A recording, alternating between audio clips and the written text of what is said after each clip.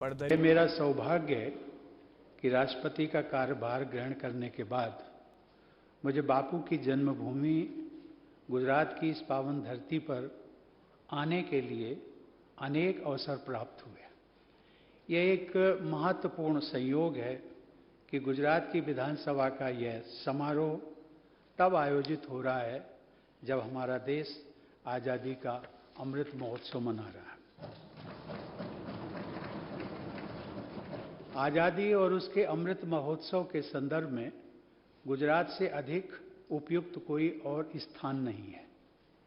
स्वतंत्र भारत की कल्पना करने वाले लोगों में गुजरात क्षेत्र के निवासी अग्रणी थे।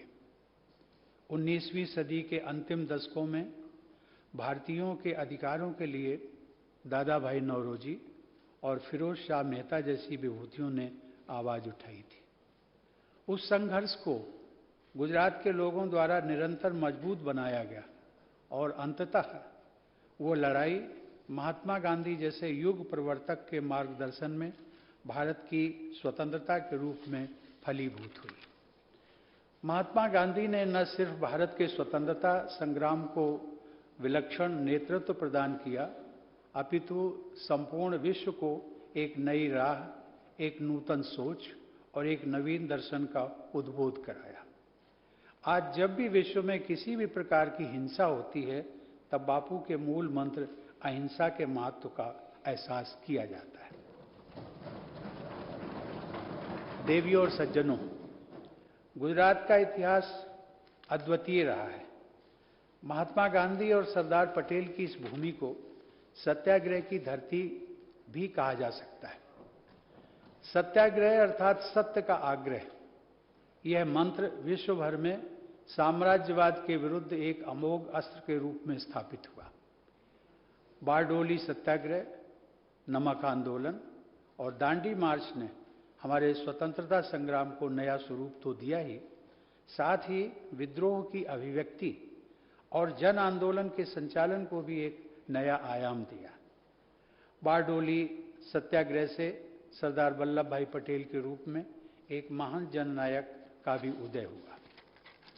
देवियों और सज्जनों, लौह पुरुष सरदार पटेल ने आजाद भारत को उसका एकीकृत स्वरूप प्रदान किया और प्रशासन की आधारशिला को मजबूत बनाया। नर्मदा नदी के तट पर स्थित 182 मीटर ऊंची सरदार पटेल की प्रतिमा, जिसे हम सब लोग स्टैच्यू ऑफ यूनिटी कहते हैं, विश्व की सबसे ऊंची प्रतिमा है।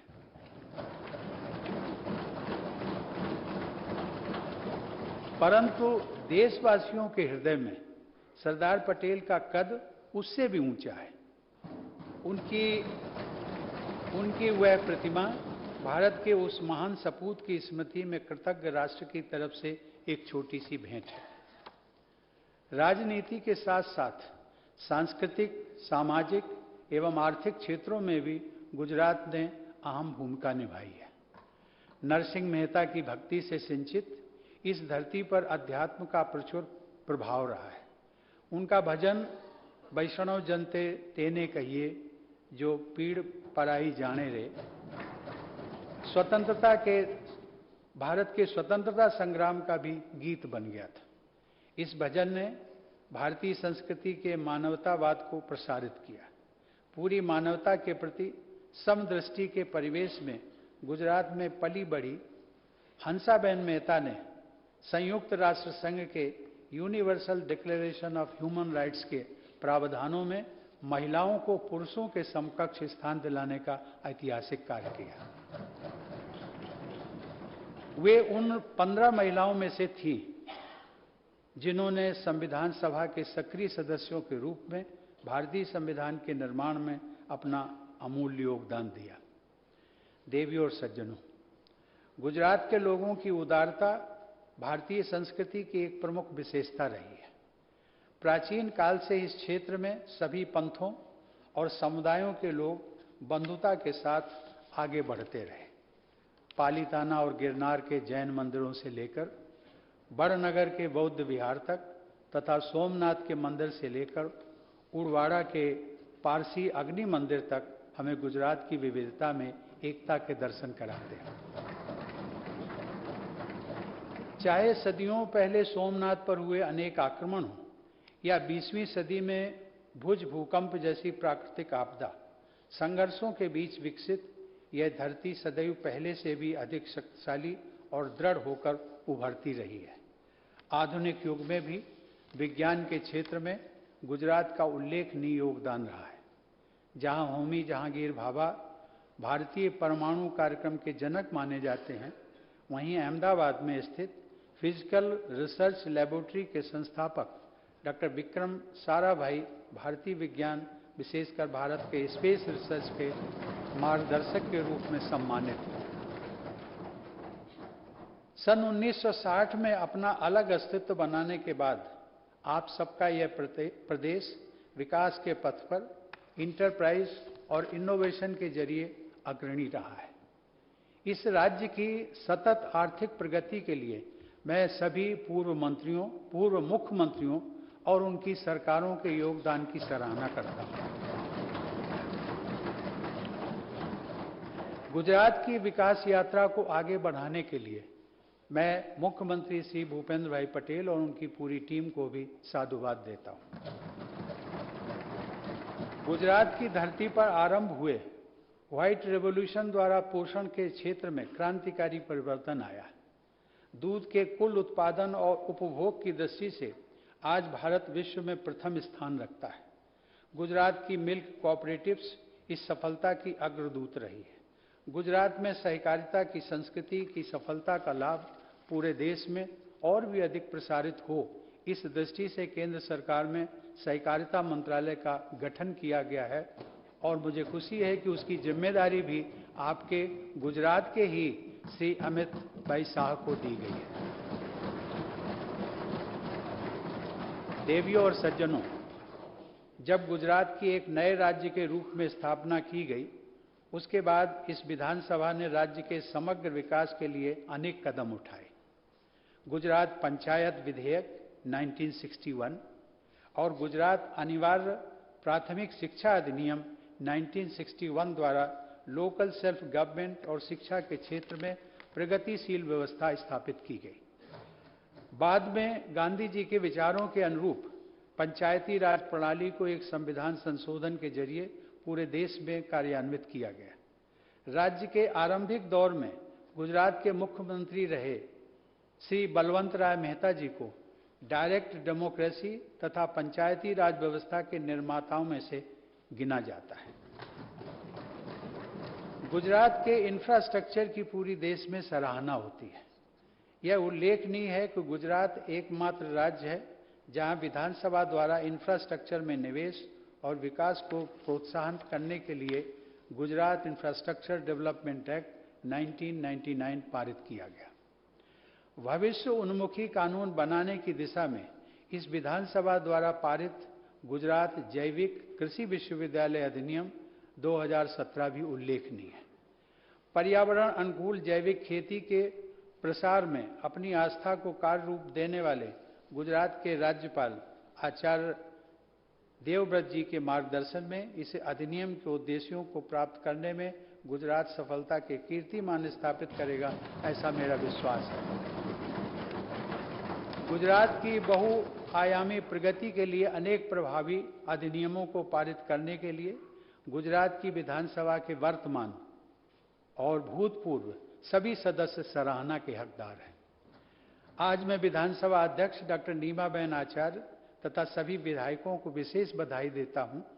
डॉक्टर नीमाबेन आचार्य की नियुक्ति से इस राज्य को पहली महिला स्पीकर प्राप्त हुई है। इस उपलब्धि के लिए भी मेरी आप सभी को हार्दिक शुभकामनाएं। देवियों और सज्जनों, लगभग 1.5 वर्ष पूर्व 25 नवंबर 2020 को मुझे केवड़िया में सभी राज्यों की विधानसभाओं तथा विधान परिषदों के पीठासीन अधिकारियों की all India presiding officers conference के उद्घाटन का अवसर मिला था। भारत में संसदीय प्रणाली को दिशा देने वाली 2 विभूतियां गुजरात की धरती ने ही प्रदान की हैं। आज़ादी हासिल करने के पहले वर्ष 1925 में केंद्रीय विधानसभा के अध्यक्ष पद पर नियुक्त होने वाले प्रथम भारतीय श्री विट्ठल भाई पटेल गुजरात के ही थे। इस विधानसभा भवन का नामकरण भी विट्ठल भाई पटेल की स्मृति में किया जाना सर्वथा तर्कसंगत और इतिहास सम्मत है। आजादी के बाद लोकसभा के प्रथम अध्यक्ष श्री गणेश वासुदेव मावलंकर का जन्म स्थान और कर्म स्थल भी गुजरात का ही ये क्षेत्र रहा है। देवियों और सज्जनों, वस्तुतः भारतीय संविधान के प्रमुख शिल्पी बाबा साहब डॉक्टर भीमराव अंबेडकर की असाधारण जीवन यात्रा में बड़ौदा के महाराजा सयाजीराव गायकवाड़ द्वारा महत्वपूर्ण सहायता प्रदान की गई।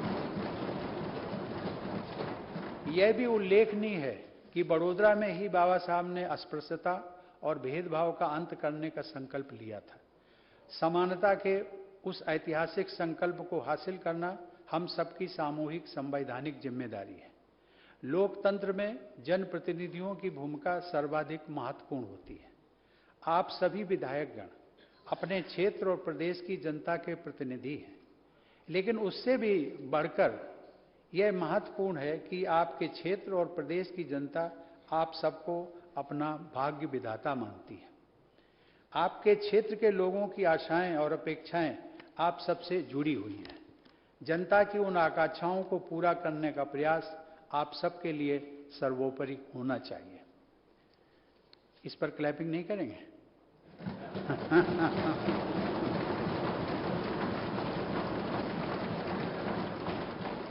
धन्यवाद। देवियों और सज्जनों, पिछले कुछ वर्षों से गुजरात मॉडल ऑफ डेवलपमेंट एक अनुकरणीय उदाहरण के रूप में देखा जा रहा है। विकास का यह मॉडल देश के किसी भी क्षेत्र एवं राज्य में कार्यान्वित किया जा सकता है। साबरमती के संत द्वारा निर्मित साबरमती आश्रम एक नए रूप में अंतर्राष्ट्रीय स्तर पर मिसाल बन रहा है। साबरमती रिवर फ्रंट शहरी परिवर्तन का प्रभावशाली एक उदाहरण है।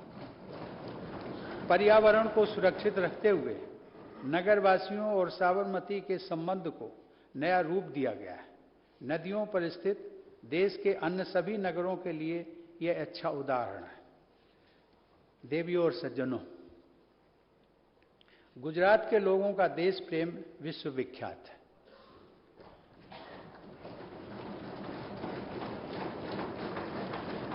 गुजराती समुदाय के लोग संपूर्ण विश्व में रहते हैं, परंतु अपनी मातृभूमि भारत से हमेशा जुड़े रहते हैं।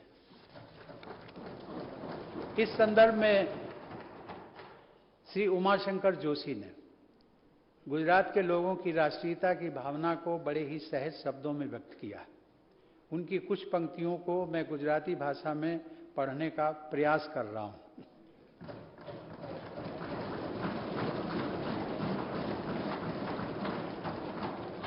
ऐते केवो गुजराती जे हो केवल गुजराती, हिंदू भूमिना नामे जेनी उछले ना छाती, महाराष्ट्र द्रविड़ बंगाल बिहार बधे अनुकूल, ज्यां पग मूगे त्याने थईने रोपाए दृढ़ मूल, सेवा सुबास जेनी ख्याति, तेज वस नख सिख गुजराती।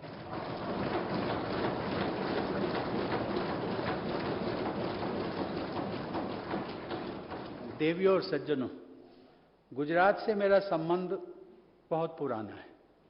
70 के दशक से मेरा यहाँ आना जाना होता रहा है। अपनी प्रत्येक यात्रा में मैंने उस विशेष ऊर्जा का अनुभव किया जो गुजरात के लोगों में देखने को मिलती है। यह मेरा परम सौभाग्य है कि अपनी युवावस्था में मुझे स्वर्गीय मोरारजी देसाई के साथ कार्य करने का अवसर भी प्राप्त हुआ। उन्होंने प्रधानमंत्री के पद को भी सुशोभित किया। मोरारजी भाई के बाद श्री नरेंद्र मोदी भारत के दूसरे प्रधानमंत्री हैं जो गुजरात के मूल निवासी हैं। उनको भी निकटता से जानने और उनके साथ कार्य करने का अवसर मुझे मिलता रहा है। मुख्यमंत्री के रूप में उनकी निष्ठा और कर्मठता के फलस्वरूप अनेक पैमानों पर गुजरात को भारत के अग्रणी राज्यों में गिना जाता है और अब प्रधानमंत्री के रूप में वे भारत को विश्व पटल पर एक नई पहचान दिला रहे हैं।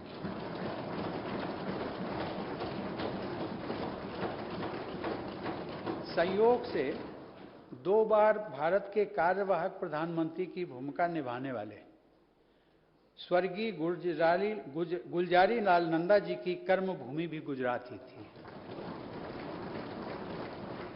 इस प्रकार गुजरात ने महान जननायकों और उत्कृष्ट प्रशासकों की प्रभावशाली परंपरा विकसित की है। जैसा कि मैंने अपने संबोधन के आरंभ में कहा था कि लोकतंत्र के इस मंदिर में आयोजित ये समारोह आज़ादी के अमृत महोत्सव के साथ साथ मनाया जा रहा है। यह हम सब का कर्तव्य है कि स्वतंत्रता सेनानियों को याद करते हुए देश के उज्जवल भविष्य के लिए सार्थक कदम उठाए जाएं, ताकि सन 2047 में जब हमारे देशवासी स्वतंत्रता की शताब्दी मना रहे होंगे, तब उस समय की पीढ़ी को अपने देश पर गर्व का अनुभव हो। मैं आशा करता हूं कि भारत सरकार, सभी राज्य सरकारें और देश के सभी नागरिक स्वतंत्र भारत के शताब्दी वर्ष को स्वर्णिम बनाने के उद्देश्य से मिलजुल कर विकास पथ पर निरंतर आगे बढ़ते रहेंगे। जय जय गर्वी गुजरात। धन्यवाद। जय हिंद।